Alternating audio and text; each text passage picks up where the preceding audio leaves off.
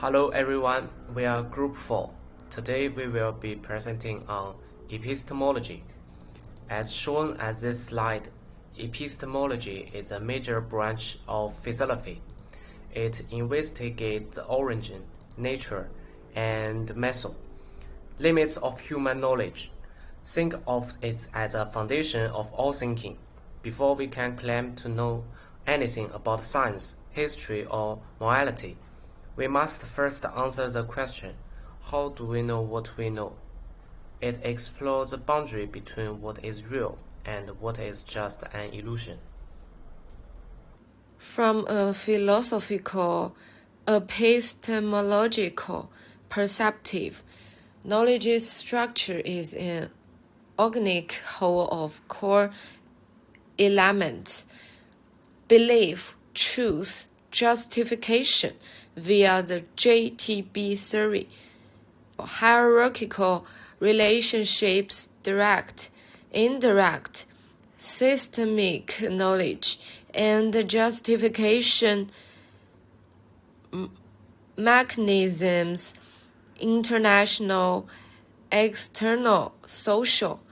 It functions like building a house, beliefs as bricks, truth as standards, justification as cement, to form a reliable, interconnected system.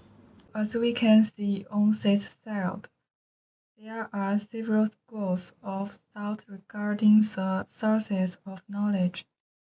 The two most famous rivals are rationalism and empiricism. Rationalists believe that reason and logic are the primary sources of knowledge. They think we have innate ideas. Empiricists believe that all knowledge comes from sensory experience, what we see, hear, and touch. Besides this, we also have skepticism, which questions everything, and other sources like intuition and wisdom. But once we have a belief, how do we know if it's true? This brings us to the theories of truth. I will introduce correspondence theory. The first and most dominant theory is the correspondence theory. The set says a proposition is true if it corresponds to the fact. This is a common sense view. For example, look at the text. The apple is sitting on the table. According to this theory, this statement is true only if there is philosophy. An apple on the table in reality. It focuses on the relationship between language and the external world. If they match, it's true. The second approach is the coherence theory. This is often preferred by idealists. It states that a proposition is true if it coheres or fits in with our overall set of beliefs.